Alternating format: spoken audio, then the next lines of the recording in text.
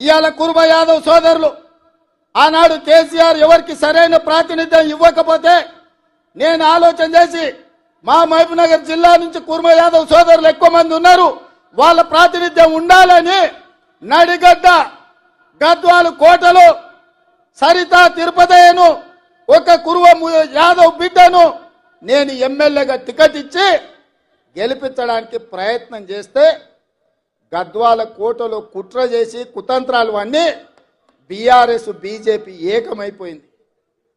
ఆనాడు చీకటి ఒప్పందం చేసుకొని అప్పటి వరకు తగాదాలు ఉన్నాయి మాకు, మా ఇంటి మీద కాకి ఇంటి మీద వాలదు అని చెప్పిన వాళ్ళు ఇవాళ మామ అల్లుళ్ళు ఒక్కటైపోయి కుమ్ముక్కు రాజకీయాలు వేసి ఒక సరితను ఒక ఆడబిడ్డను ఒక కుర్మ యాదవ్ ఆడబిడ్డను మామ అల్లుళ్ళు ఏకమై అర్నమ్మ నాయకత్వంలో బీజేపీ ఓట్లని బీఆర్ఎస్ కేసి 5,000 ఓట్ల తక్కువ మెజార్టీతోని ఇవాళ ఆడబిడ్డను ఓడగొట్టారు. నిజంగానే సరితమ్మ గెలిచినుంటే ఇవాళ మంత్రివర్గంలో మంత్రి అయ్యేది యాదవ్ సోదరులారా.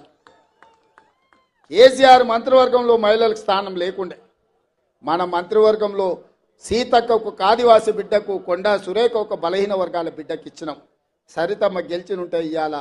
మన మంత్రివర్గంలో మంత్రి అయ్యి ఉండేది. అంటే ఎన్నికలు వచ్చినప్పుడు పేదోళ్ళని గెలవాల్సినప్పుడు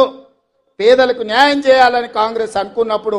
బంగ్లా రాజకీయాలు కుమ్ముక్కు రాజకీయాలు అర్నమ్మ దివాళాకోరు రాజకీయాలు ఎట్లుంటాయో ఇవాళ కుర్మ యాదవ్ సోదరులారా మీరు ఆలోచన చెయ్యండి.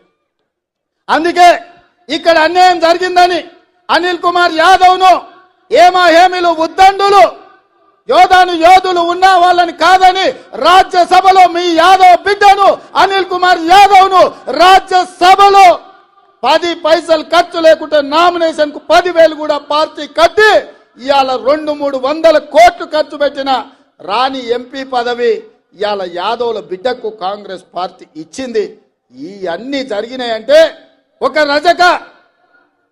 ఈర్లపల్లి శంకర్ ఎమ్మెల్యే అయిందన్నా, ఒక ముదిరాజు బిడ్డ శ్రీహరి ఎమ్మెల్యే అయిందన్నా, ఒక సరితమ్మకు యాదవ్ బిడ్డకు ఎమ్మెల్యే టికెట్ వచ్చిందన్నా, ఒక అనిల్ కుమార్ యాదవ్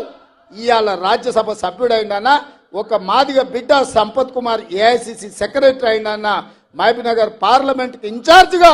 ఇవాళ నేను ఎక్కడ నాయకత్వం వహిస్తున్నానో అక్కడ నాయకుడిగా ఇవాళ నాయకత్వం వహిస్తున్నాడంటే